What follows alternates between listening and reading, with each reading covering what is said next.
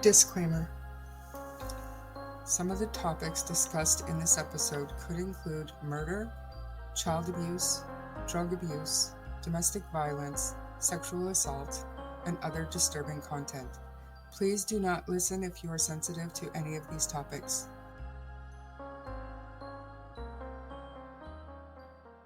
Hi guys, it's time to do another update episode on some of our previously covered cases.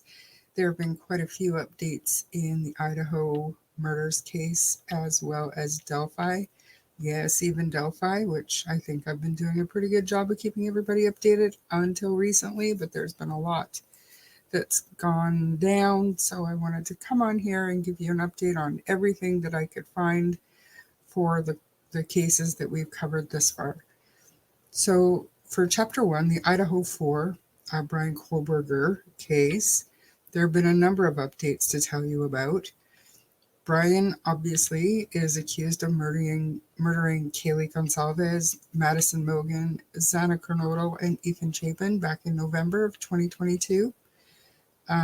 More than a month later, investigators arrested Brian at his parents' home in Pennsylvania, but he was extradited back to Idaho, and he's now facing 4 charges of first-degree murder and 1 charge of burglary. We know that Brian Kohlberger had entered a not guilty plea in May as his attorneys and prosecutors fight over pretrial motions in court. There was no trial date set. This is a death penalty case, so things are they're almost, I would say, almost dragging along in this one. Brian Kohlberger was indicted by a grand jury back in May on the 4 counts of first-degree murder and the burglary.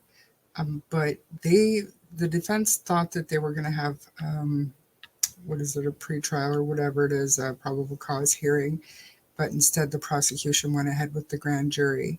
The grand jury is a group of 16 to 23 jurors whose job it is to determine whether there's probable cause to believe that Brian Kohlberger committed a crime. A grand jury can hear evidence, compel witnesses, and request documents in making their decision. Brian Kohlberger's attorney, Ann Taylor, argued that the indictment should be thrown out on several legal grounds, including that the grand jury was given the wrong instruction.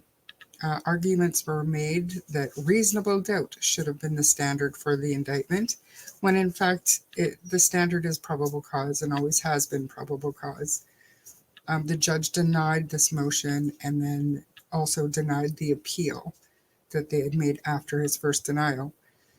So then they went to the Supreme Court, and it's actually still sitting with the Supreme Court of Idaho now. I seriously doubt the Supreme Court is going to overturn the judge's decision on this, but in any case, things are still happening while that decision is sitting at the Supreme Court level. And if I remember with Delphi, when they went to the Supreme Court, everything kind of stopped in that case. So it's interesting to me that things are still happening in the Idaho 4 case with this motion sitting up at the Supreme Court level. The defense is also challenging the investigative genetic genealogy evidence. We don't have a lot of information about what they're challenging here, but it's part of the defense's strategy, I suppose. Keep in mind, with all of these motions delaying the trial further and further, I would like to point out that Ann Taylor, as a public defender on this death penalty case, she is being paid $200 per hour to work this case. And that's just her wage. That's not her legal aides. That's not her experts. That's nothing. Just her. $200 an hour. So it's definitely in their own financial interest to drag things out as much as possible. There's so many delays. We might see trial in spring of 2025, but she will likely try to push that even further. So the judge gave the state until September 6th to turn over all the discovery to the defense, and the defense has until February to hand all their discovery to the state. It all seems a little bit ridiculous to me, but I'm not a lawyer. Side note here, Brian Kohlberger also admitted his alibi into court. He says that he was out driving around by himself in the early morning hours of that day. This is what I like to call an alibi or a non-alibi. whatever. Whatever. So the university also had that house on King Road demolished. The defense and the state and the judge, nobody objected to this. Law enforcement, everybody was okay with the house being demolished. The FBI did go in and do some more photographing and measurements and stuff before the house was demolished, but it is gone. There is no trace of that house left. The families, for the most part, did not agree with that whatsoever, but it happened. The house is no more. That's like a whole other conversation. Like, what if the jury wanted to see that property, or what it was like up on the ledge to look into Madison's bedroom, or you know what I mean? Like, they won't have that opportunity now. Hopefully they got all the evidence, but it really seems like a bad idea, but what's done is done here. So let's move on to the Delphi case. I think I've done, like I said, a decent job of keeping you all updated on this one. We brought the Supreme Court actual hearing to you and the ruling that came down later that same day. There were a number of filings since January 18th, like between January 18th when the oral arguments were held and the actual opinion that came out in February.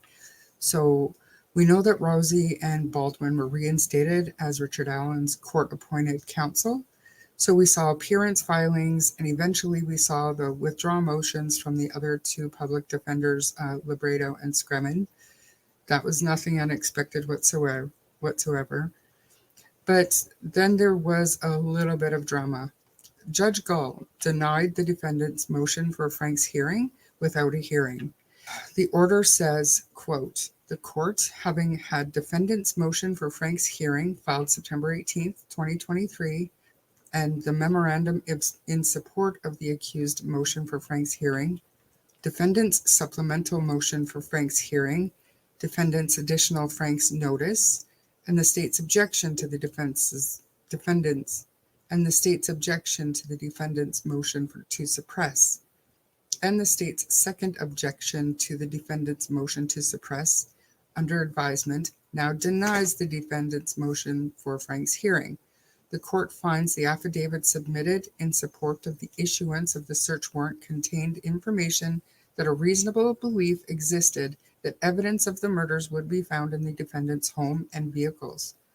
The court does not find that the affidavit submitted false statements or that the affiant omitted statements with reckless disregard, nor does the court find that the affiant intended to mislead the judge by failing to present information. As the court has found the affidavit for issuance of the search warrant was valid, the search itself was reasonable and legal under Indiana law and Fourth Amendment case law. The defendant's motion to suppress the fruits of the search of 1967 North Whiteman Drive, Delphi, Indiana, is also denied based upon all of these pleadings, memorandums, and exhibits previously submitted in support of the request for Frank's hearing. Defendant's motion in limine regarding ballistics, filed on June 13, 2023, is reviewed and denied without hearing. The court finds the evidence contained in the defendant's exhibits A and B attached to the motion is relevant and admissible. The court further finds the probative value of such evidence is not substantially outweighed by its prejudicial impact, and that the evidence will not confuse or mislead the jury. Defendant's motion to transfer, filed January 12, 2024, is taken under advisement pending the state's response, if any, and a hearing to be set. State's motion to amend information, filed January 18, 2024, will be set for a remote hearing. So I basically said everything that the defense has asked for is denied, and what the state has asked for has been set over to be scheduled for hearing. So Nick McClellan filed a motion against the defense counsel for contemptuous conduct on January 24th, basically citing the same issues that Gull used to remove them in the first place, that the Supreme Court reversed. So a hearing for that has been set for March 18th. So when the lawyers were reinstated, more discovery was turned over to them by the state, even though Nick McClelland said that he had turned everything over to the defense back in October. When reviewing this evidence, the defense realized that the video recordings of interviews conducted with Brad Holder and Patrick Westfall had been recorded over or destroyed. You'll remember Brad Holder and Patrick Westfall being specifically named in that Frank's memorandum. Of course, the defense is saying that this was intentionally done by law enforcement, and so has filed a motion to dismiss the case because that evidence was destroyed. That hearing will also be on March 18th. So that one is going to be at 9 a.m. and the contempt hearing is at 2 p.m. I don't know. I think it's pretty clear what the judge is going to do, but some actually think that she's going to use the 2 p.m. hearing to attempt to remove them again. But I don't think she's going to do that. So in the midst of all this, the defense also filed again to have the judge removed due to bias against them. Of course, Judge Gull denied this motion too. Yes, it's strange as that sounds. The trial judge is the judge who decides on all filings, including her own removal. And of course, she wasn't going to admit to bias and remove herself. Also, in the midst of all this, the Supreme Court opinion finally came down. I will go over that for you really quick. I'm not going to read the whole thing. It's like 22 pages long, but I'm going to go over like the headings and just kind of sum it up for you. So the opinion actually starts with just kind of facts and procedural history of the case. I don't know that there's much value in me going through all of that for you. It's just kind of going through what led them to the Supreme Court, which we know there was that leak. Judge Gull took issue with some of the press conference and the mistakenly sent email and some other things, and then the leak of the crime scene photos. She used that as her reasonings to basically force the attorneys to withdraw. And they did, but they didn't want to, like they didn't really have a choice. So that's just kind of going over how they perceive that situation. And then they had their discussion, and they outline in the discussion in detail how they came to their discussion or decision. And this is kind of where I'm just going to read the headings for you.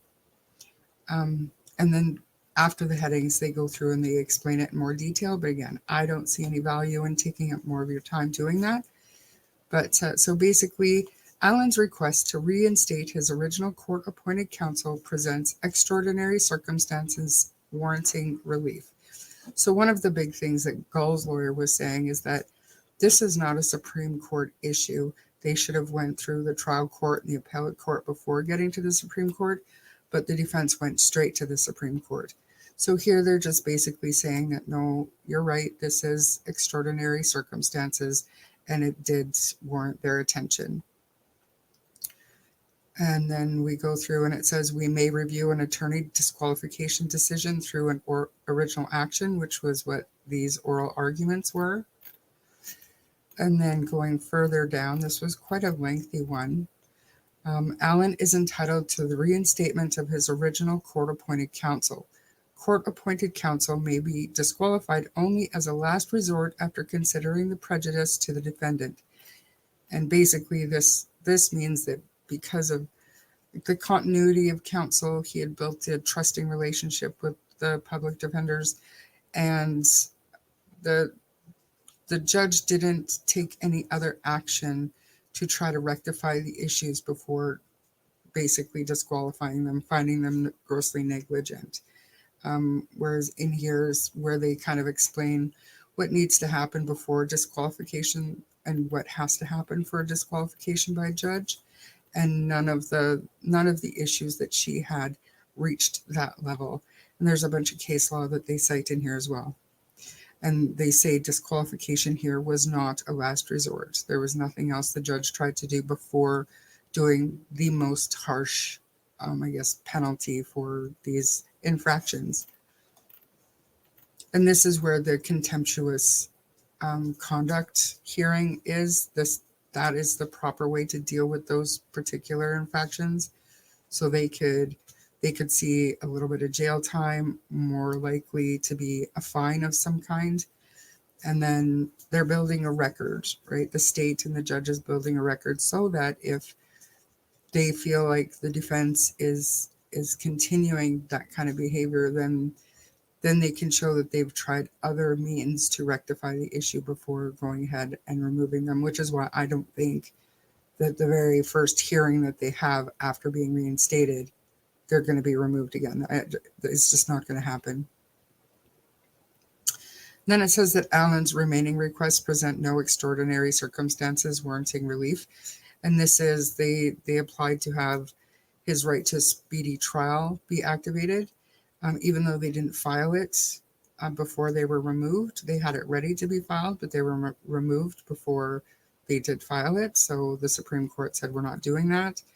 And the other one was to find that Judge Gull is biased and to remove her. They denied that as well.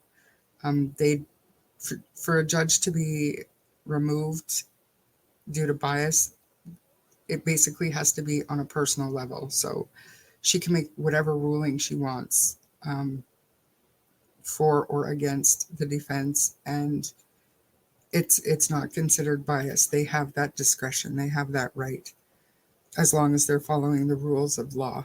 So they've denied that. So that's why they went and refiled it again at the trial court level, and she herself denied that. So that's where this sits. Their attorneys are staying. Judge Gull is staying. They all just have to get it together and get this job done. So the conclusion says, having granted Allen's request to reinstate his original court-appointed counsel and denied his remaining requests through January 18th, 2024 order, this opinion terminates the original action proceedings in this court. Petitions for rehearing or motions to reconsider are not allowed. So it was a 5-4 decision. There was one of the Supreme Court justices who filed a dissenting opinion, and he just goes through and explains why he didn't agree with the court's decision, with the Supreme Court's decision to reinstate the lawyers. And that was basically because there was no actual precedent for that particular circumstance. They actually had to write this rule in because of this. So he said, well, she didn't have the benefit of this rule when she was making her decisions. So, but she still made those decisions. And if it were to happen now today, then they would be the wrong decision. So that's basically what the Supreme Court opinion said. And yeah, it was exciting to have that come in. And I'm kind of glad that it's over myself. I'll share any other updates that could happen between now and then to our Facebook page. In this case, anything could happen at any day. But if any live streams come up, and those will have to be a pretty big deal. And I can't see anything really happening between now and March 18th. So we'll discuss it when it does happen. So jumping to Chapter 6, Sarah Boone, the suitcase murder. You'll remember she was, quote unquote, playing hide and seek with her boyfriend, and he was in a suitcase and suffocated to death. This was way back, Season 1, Chapter 6, like I said. This trial keeps on getting delayed, and I'm not going to go into a whole lot of detail here, but Sarah keeps losing her public defenders. She either fires them or they straight out quit. She's really hard to work with. She is now on public defender number 8. This is almost unheard of. The trial keeps getting put off, obviously, because these new lawyers have to catch up. Recently, the current public defender applied for more expert funding to testify about battered spouse syndrome. I can't see how that's even relevant in this case, but it's obviously the defense's strategy, and they have every right to that. But we'll be watching, and we'll bring you updates as they happen here. Now we're going to jump to Chapter 24, Megan Boswell Obviously, she murdered her daughter. Remember, we had played some of the audio um, of her when they were looking for her daughter Evelyn. It turns out she was charged with her murder after the baby's body was found. She's awaiting trial, and the trial is set actually for February of 2025. In the latest hearing for Megan, it lasted just a few minutes. She's actually facing more than a dozen charges, and that includes 2 counts of felony murder in connection to the death of Evelyn Boswell. So we'll be watching for any updates on that one. So now we're going to jump ahead to chapter 26 and 31, Caliyah Guyton. If you remember, Michael Geiger was charged in the brutal rape and murder of the 2-year-old little girl in Enid, Oklahoma. Chapter 31, we had the interview with Summer. But anyways, he has been ruled incompetent to stand trial in that case. In a hearing before Garfield County District Judge Tom Newby, Geiger was found to be suffering from a delusional disorder, unable to appreciate the nature of charges against him, unable to rationally assist his attorneys in his defense. Newby, on November 1st, 2023, ordered Oklahoma Forensic Center in Veneta to develop a treatment plan to restore Geiger's competency. The order states that, quote, restoration of competency within a reasonable time is likely if the defendant is provided with a course of treatment, therapy, or training. It further states that inpatient treatment is the only competency restoration protocol likely to help the defendant achieve competence, and that Geiger objects to the use of psychotropic medications which are prescribed to stabilize or improve mood, mental status, or behavior. Officials in Oklahoma Forensic Center are required to provide the court and the defense and prosecution attorneys with periodic updates on Geiger's status. If officials at the center determine Geiger is competent, they are required to provide the court with a post-evaluation competency report within 30 days. Prosecutors are seeking the death penalty, obviously. In a bill of particulars filed in November of 2022, prosecutors stated that they would seek the death penalty as a result of Geiger being previously convicted of a felony involving the use or threat of violence to a person, that the murder was especially heinous, atrocious, or cruel, and that there exists probability of Geiger committing criminal acts of violence that would constitute a significant and ongoing threat to society. So we will definitely keep you updated on that. I have not heard from Summer. I hope that Summer and Caliyah's family are all doing well. Going up to chapter 40, the Long Island serial killer case. Since Rex Doerman was arrested and charged with the murders of Amber Costello, Melissa Bartholomew, Megan Waterman, he has also been charged with a 4th murder. Maureen Brainerd Barnes has long been suspected of being a victim of the Long Island serial killer, and now Rex has been charged. Hairs matching those belonging to Rex's wife and daughter were found on the victims, which likely got on the victims via transfer. It seems as though Rex brought sex workers to his own home, so it makes sense that there would be transfer DNA on these women or on the burlap that the remains were wrapped in. So there's no trial in sight just yet, but I will keep you posted. Strangely, Keith Jesperson, who was the happy-faced killer, has become pen pals with Rex. I will link a stream where we read one of those letters that Rex wrote back to Keith. From that letter, I can suspect that Keith is trying to convince Rex to confess, maybe? I don't know, but time will tell. Chapter 41, Chad Doerman. Chad Doerman was indicted last summer on 9 counts of aggravated murder, 8 counts of kidnapping, and 4 counts of assault in connection with the 2023 deaths of his 3 sons.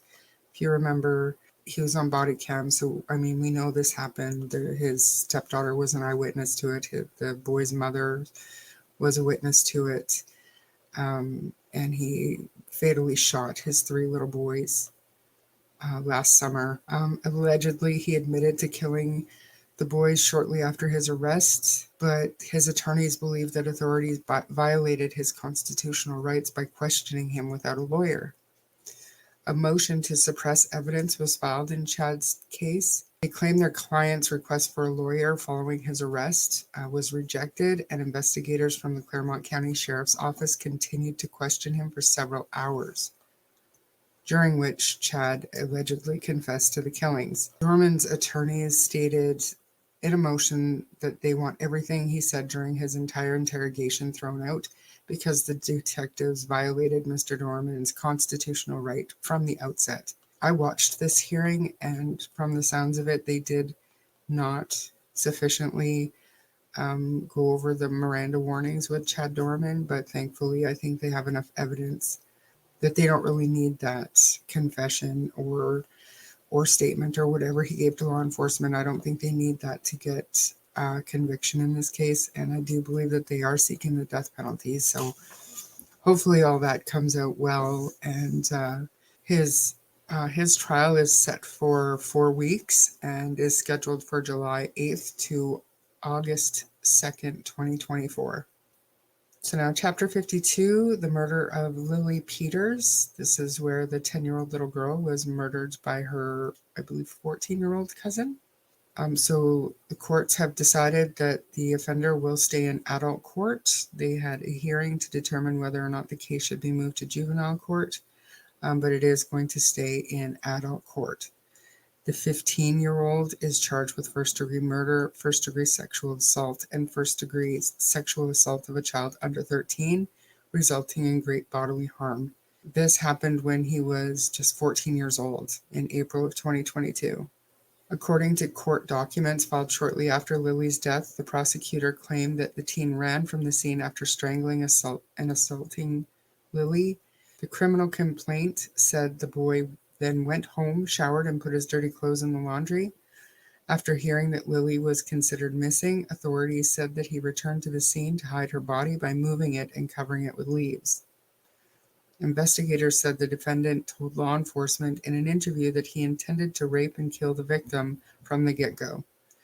A judge went on to set his bail at $1 million with the conditions that he would not have contact with any juvenile, wouldn't possess dangerous weapons, or would only be allowed to see his siblings under supervised visits. So like I said earlier,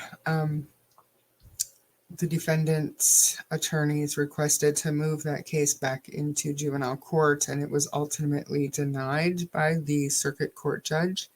But now that has been appealed, and a motion to stay the proceedings has been granted as of early February. So staying proceedings doesn't mean that the charges are being dropped or anything that's happening, just everything just kind of stops right here until the appeal is heard. So basically, we'll find out probably in the coming weeks if and when this boy will be going to trial. I think he turned 16 this month. But it all is based on when the crime occurred. So really that's kind of irrelevant.